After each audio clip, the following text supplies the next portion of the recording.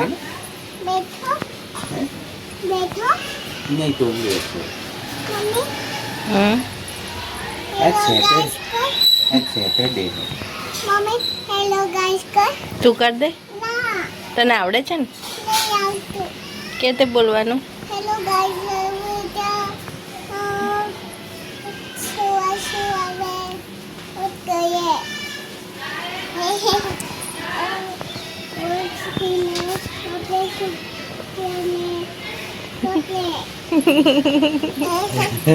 पापा यहाँ के बैठे नहीं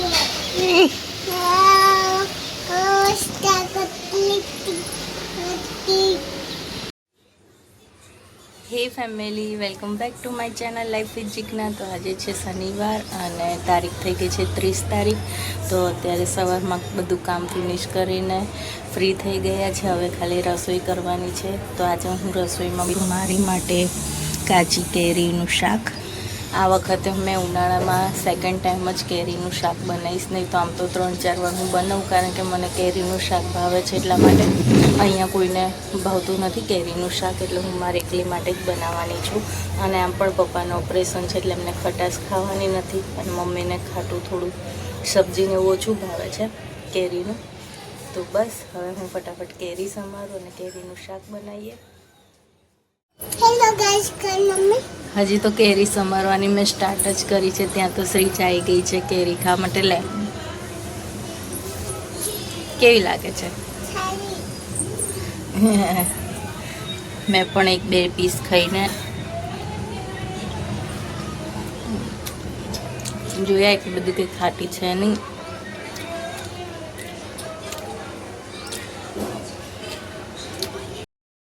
ગાઈઝ અત્યારે વાગ્યા છે સવારના 11 અને તમે જોઈ શકો છો તડકો કેટલો બધો છે. તડકાનું પ્રમાણ એટલું બધું વધી ગયું છે કે બહાર કોઈ ચકલું એ ફરકતું નથી. એકલ દોકલ માણસો જઈ રહ્યા છે. એટલે હું પણ એવું જ વિચારું છું કે બધાએ ઘરમાં જ રહેવું છે ગરમીનું, નહીં તો ડિહાઈડ્રેશન થઈ જાય. અને ડિહાઈડ્રેશન ના થાય તેની માટે ખૂબ પાણી પીવો, ઠંડો ખોરાક લો અને કેરીઓ ખાઓ. પણ પછી કેરીઓ મોઢા ઉપર નીકળે એ બી સહન કરવાની છે. જેમ કે હું ખાઉં છું જ અત્યારે ભરપૂર કેરી.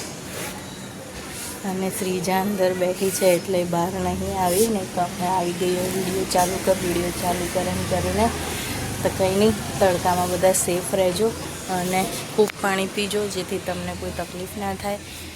અને બને ત્યાં સુધી કામ વગર ઘરની બહાર નીકળવાનું જ નહીં.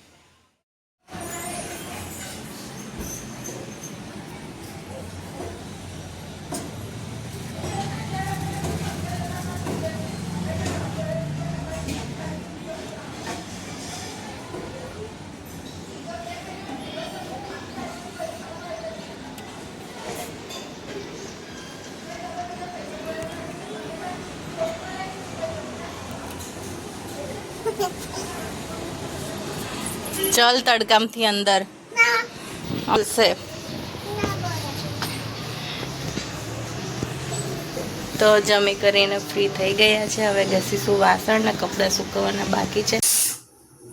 તો ગાઈઝ વાગી ગયા છે સાંજના 6 અને તે સાથે રસોઈ બનાવવાની શરૂઆત કરી દીધી છે. પાછળ શ્રીજા આવી ગઈ. હેલો શ્રીજુ, हेलो શું કરે? नैसी गुलाबी थी હે हाँ અત્યારે શ્રીજાની પોટી ટ્રેનિંગ ચાલુ છે, કારણ કે હવે 4 યર્સની થવા આવશે. તો હવે એ ટ્રેનિંગ પણ જરૂરી છે. એમ તો વહેલી કરવાની હોય, પણ અમે થોડા લેટ ચાલીએ છીએ એવું મને લાગે છે, કારણ કે અત્યારે બહુ ટફ થાય છે એને શીખવાડવું, બેસવાનું હોય.